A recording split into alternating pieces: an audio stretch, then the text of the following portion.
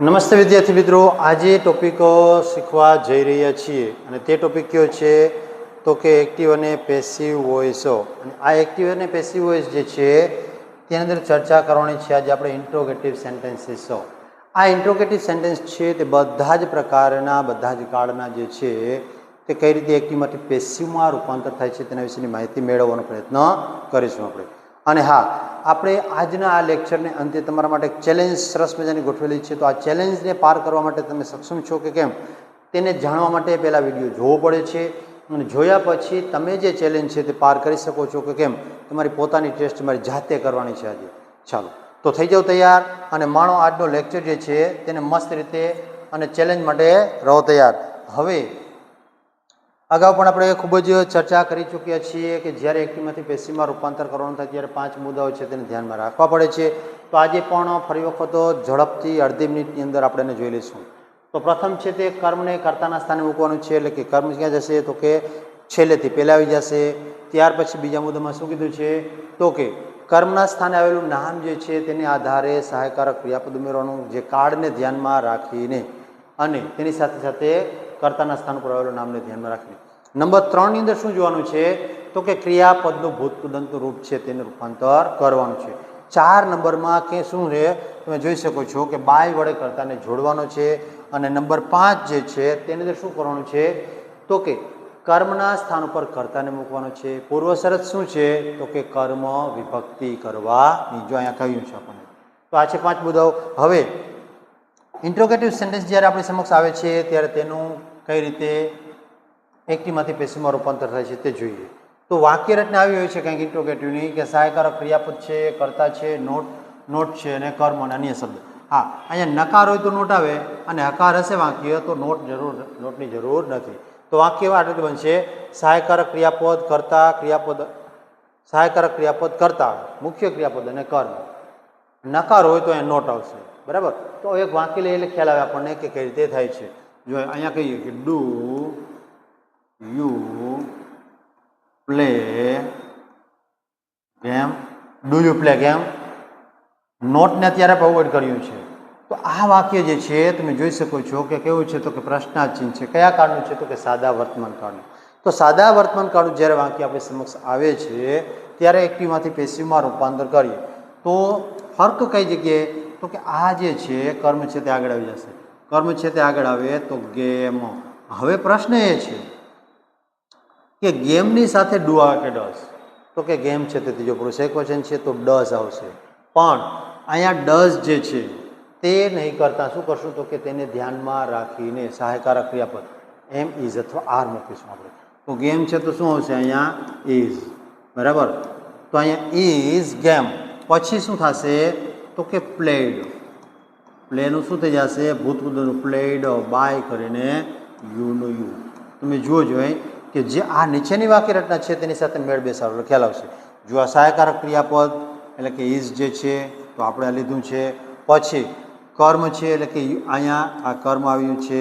પછી નોટને અવોઇડ કર્યું છે. આ ક્રિયાપદનું ભૂતપૂર્વનું રૂપ છે તે જોયું. અને અહીંયા છે તે બાય તે અને અહીંયા છે તે કર્તા. બરાબર. તો આ રીતે તમે જુઓ છો કે કઈ રીતે એક્ટિવમાંથી પેસિવમાં રૂપાંતર થાય છે. આ જ પ્રકારે બધા જ કાળના વાક્ય છે ને એકદમ સિમ્પલ રીતે વાક્યનું પેસિવમાં રૂપાંતર થઈ શકે છે. અને હવે આપણે આ દરેકનું શું જોઈશું આ જોઈએ. બરાબર. શું છે તો કે પ્રેક્ટિસ માટેના વાક્યો. ચાલો, પ્રથમ વાક્ય do they visit there grand parents. બરાબર. તો અહીંયા આ કર્તા છે, આ ક્રિયાપદ અને આખું કર્મ છે. તો શું કહીશું આપણે ધેર ગ્રાન્ડ પેરેન્ટ્સ આર. લ્યો કર્યું ને સરસ મજાની. વાક્ય કેવું છે પ્રશ્નાર્થ. તો આપણે વિધાનના નિયમ પ્રમાણે મંડિયા બનાવવા. બરાબર. ચાલો જુઓ જો વિદ્યાર્થી મિત્રો, પ્રથમ વાક્ય છે do they visit there grand parents. શું તેઓએ તેના માતા પિતાની એટલે કે દાદા દાદીની મુલાકાત કરી? હવે અહીંયા તો ધેર ગ્રાન્ડ પેરેન્ટ્સ છે તે પ્રશ્નાર્થ વાક્ય હોવાના કારણે ડુ જે છે તો અહીંયા આપણે શું કહીશું ધેર ગ્રાન્ડ પેરેન્ટ્સ પ્લુરલ છે. તો સહાયકારક ક્રિયાપદ શું મેળશું તો કે આર. બરાબર. તો શું કહીશું આપણે આર their grandparents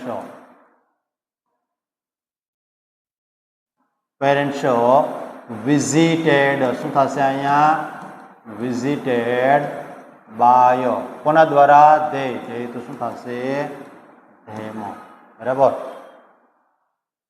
તેના દાદા દાદીની મુલાકાત તેઓના દ્વારા લેવાઈ હતી આ પ્રમાણે લેવાય છે હતી નહીં પણ પછી does she drive a car તો ડઝ અ કાર જે છે આગળ આવે અહીંયા અકારની સાથે સહાયકારક ક્રિયાપદ શું હોય તો કે ઇઝ અ કાર ડ્રાઈવ છે એનું શું થઈ જશે તો કે ડ્રીવન અને બાય કરી અને હીનું શું થશે તો કે હિમ અહીંયા પ્રશ્નાર્થ છે ને અહીંયા પણ ભૂલાઈ ગયું છે પ્રશ્નાર્થ છે ને બરાબર ચાલો પછી do we need more time તો અહીંયા ડુ છે મોર ટાઈમ આગળ આવી જશે તો ઇઝ શું કે શું ઇઝ મોર ટાઈમ નીડનું શું ભૂતકાળ થશે તો કે નીડેડ બાય અસ જુઓ જો મિત્રો કઈ રીતે બને છે પછીનું વાક્ય આર ધે પ્લેઇંગ ફૂટબોલ વાક્ય આવ્યું છે ચાલુ વર્તમાન કાળનું બરાબર તો ચાલુ વર્તમાન કાળ હોય તો પણ તે જ પ્રમાણે વધારાની બાબત શું તો કે બિંગ ઉમેરાઈ જશે બાકી કંઈ ઉમેરાશે નહીં ચાલો આ કર્તા છે આ ક્રિયાપદ છે અને આ કર્મ છે ચાલો ફૂટબોલ જે છે તો શું લઈશું આપણે ઇઝ પછી ઇઝ ફૂટબોલ પછી શું આવશે તો કે બિંગ ઇઝ ફૂટબોલ બિંગ ચાલુ કાળ છે એટલા માટે અને પ્લે જે છે તેનો શું આવશે ઉત્કુદંત પ્લેડ અને બાય કરી અને અહીંયા ધ્યેય છે તો શું થશે ધ્યેયનું ધેમ બરાબર બાય ધેમ ચાલો જુઓ જોઈએ પછીનું વાક્ય is he writing a letter તો અહીંયા ફરી વખત ચાલુ કાળ છે આ કર્તા ક્રિયાપદ અને કર્મ છે અ લેટરને આગળ લઈએ પણ અ લેટરને આગળ લઈએ પણ પ્રશ્નાર્થ છે એટલે પહેલાં શું મૂકવું પડશે તો કે ઇઝ અ લેટર પછી શું થશે ઇઝ અ લેટર બિંગ શું થશે બિંગ અને રાઇટ છે એનું ભૂતકૃત શું થશે બિંગ રિટર્ન બરાબર બિંગ રિટર્ન પછી બાય કરી અને કરતા કોણ છે હી તો એનું શું થાય હિમ બાય હિમ જુઓ જો મિત્રો કઈ રીતે બને છે તે પછી are we waiting for the bus શું આપણે બસ માટે રાહ જોઈ રહ્યા છીએ જુઓ જોઈએ તો આર છે સહાયકારક ક્રિયાપદ કરતા ક્રિયાપદ અને આ મુખ્ય કરતા ક્રિયાપદ અને કર્મ બરાબર એટલે શું કહેશું ધ બસ પરંતુ ફરી વખત થશે આરની પણ શું કહેશું ઇઝ ધ બસ બિંગ શું થશે અહીંયા is the bus being waited for પછી શું આવશે જુઓ જોઈ તો બાય કરીને અસ શું થશે અહીંયા બાયો અને અસ જોજો મિત્રો કઈ રીતે વાક્ય છે તેનું રૂપાંતર થાય છે શું બને છે અને કઈ રીતે સર્જન થાય ચાલો નેક્સ્ટ ચર્ચા કરીએ અને એના પછીના વાક્યોની તો તે વાક્ય જુઓ જોઈએ have you completed your homework કયા કાળનું વાક્ય આવ્યું છે હેવ યુ કમ્પ્લીટેડ હેવ આવ્યું છે પૂર્ણ વર્તમાન કાળ તો આપણે અગાઉ વાક્યમાં શીખ્યા છીએ કે જ્યારે પૂર્ણ વર્તમાન કાળ આવે તો પેસિવમાં રૂપાંતર કરતી વખતે કયો શબ્દ ઉમેરવો પડે ગેસ કરો જરા તો બીન શું ઉમેરવું પડશે બીન ચાલો તો અહીંયા આ કર્તા છે આ ક્રિયાપદ છે અને યોર હોમવર્ક છે તે આપણું કર્મ છે તો યોર હોમવર્ક છે તો શું આવું કે શું has your homework has your homework પછી શું ઉમેરવાનું થશે તો કે બીન અને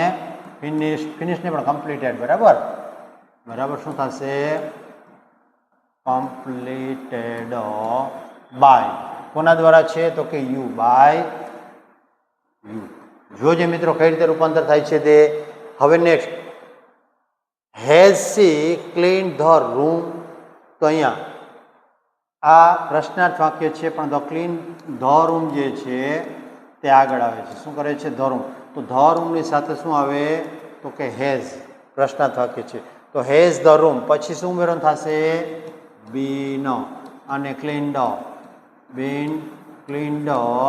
બાય સીનું શું થઈ જાય હર બરાબર તો શું કહીશું અહીંયા હર. ચાલો પછીનું વાક્ય, have they finished the project, શું તેઓએ પ્રોજેક્ટ પૂર્ણ કર્યો હતો.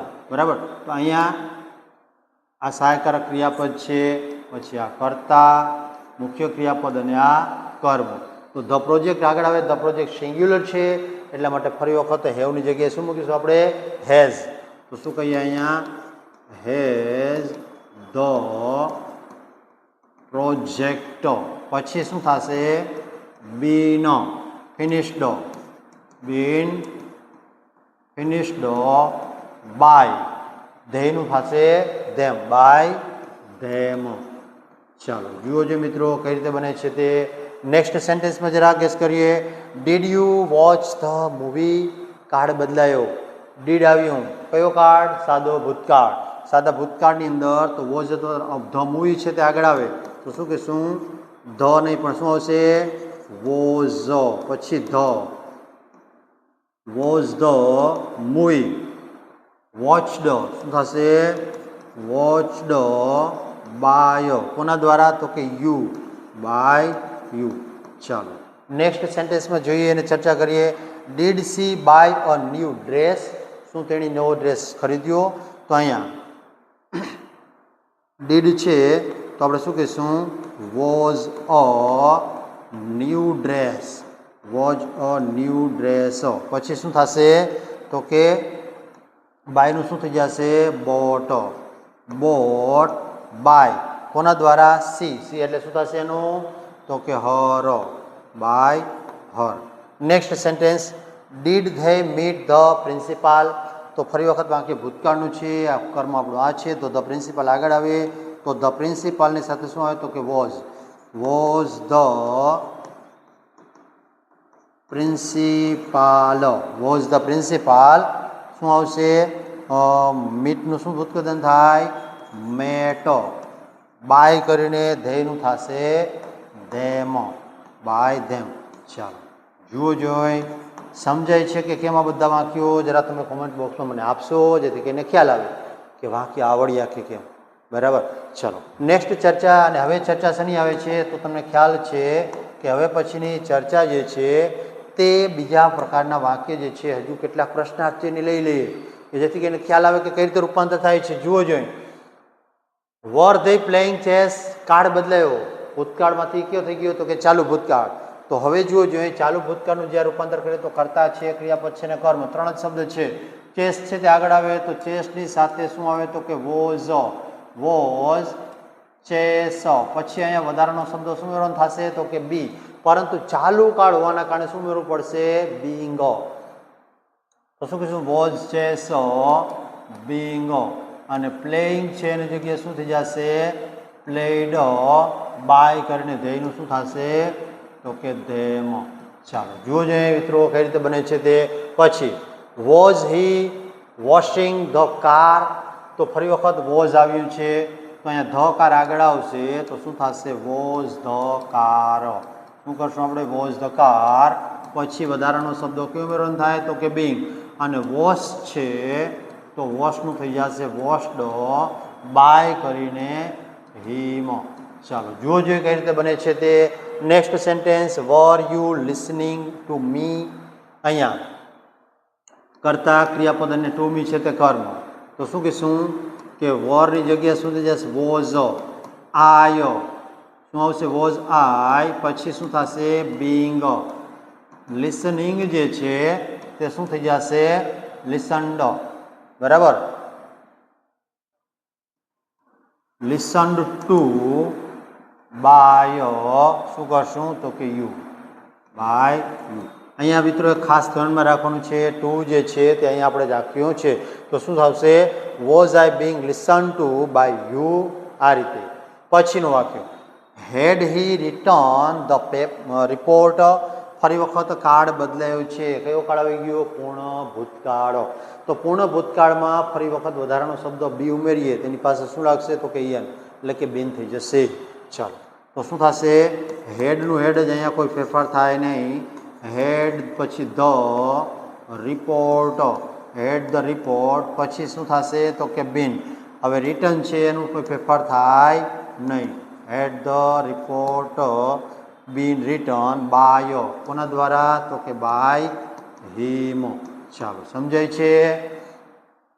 હેડ વી ઇન્ફોર્મડ ધ ટીચર, તો અહીંયા હેડ છે તે જેમનું તેમજ રહીએ કેમ કે એમાં કોઈ ફેરફાર થાય નહીં. પછી ધ ટીચર છે તે આગળ આવશે, હેડ ધ ટીચર, પછી શું ઉમેરણ થશે? તો કે બીન. અને ઇન્ફોર્મ જે છે તે ઇન્ફોર્મડ તો ઇન્ફોર્મ જ રહેશે. બરાબર. ચાલો ઇન્ફોર્મડ બાય કોના દ્વારા? તો કે વી એટલે કે અસ. ચાલો આ પ્રમાણે. પછી will they join the party, ફરી વખત કાળ બદલાયો, વિલ આવ્યું ભવિષ્યકાળ. બરાબર. તો શું થશે? વિલનું તો વિલ જ રહી, એમાં કોઈ ફેરફાર થશે નહીં. વિલ ધ પાર્ટી શું થશે? વિલ ધ પાર્ટી, પછી અહીંયા ઉમેરવાનું ખાલી બી, પછી જોઈન છે એનું શું થઈ જશે? જોઈન્ડ બાય કોણ છે કરતા? તો કે ધેયની જગ્યા થઈ જશે આપણે કર્મસ્થાને ધેમ. ચાલો તો આ છે વિદ્યાર્થી મિત્રો આજના વાક્યો. આ જે પ્રકારના વાક્ય છે તેને માણો, જાણો અને સરસ રીતે એક્ટિવ પેસિવ છે તેને શીખતા રહો. હવે આજના ચેલેન્જની વાત કરીએ તો તમારા માટે ચેલેન્જ શું છે તે જોઈએ. તો ચેલેન્જની અંદર તમને સરસ મજાના 2 વાક્ય આપ્યા છે. આ વાક્ય છે તમારે પેસિવમાં રૂપાંતર કરીને મને આપવાનું છે. શક્ય હોય તો બંને, અને ન આવડે તો બેમાંથી એક ચોક્કસથી આપશો. ચાલો પહેલું વાક્ય શું છે? Will he call you tomorrow, શું તેઓ તમને આવતીકાલે બોલાવશે? બીજું છે did we miss the bus, શું આમ બસ નહીં પણ ટ્રેન, શું આપણે ટ્રેન ચૂકી ગયા હતા? આ પ્રમાણે આ બંને વાક્ય છે તેનું શું કરવાનું છે? પેસિવમાં રૂપાંતર કરી અને મને કોમેન્ટ બોક્સમાં આપવાનું છે. ચાલો વિદ્યાર્થી મિત્રો આજનો આ વિડીયો છે તમને પસંદ આવ્યો તો ચોક્કસથી વિડીયોને લાઇક કરશો અને તમારા મિત્રોની સાથે શેર કરવાનું ભૂલશો નહીં. ચાલો ફરી વખત આવતીકાલે એક સરસ મજાના લેક્ચરની સાથે આપણી સમક્ષ ઉપસ્થિત થઈશું.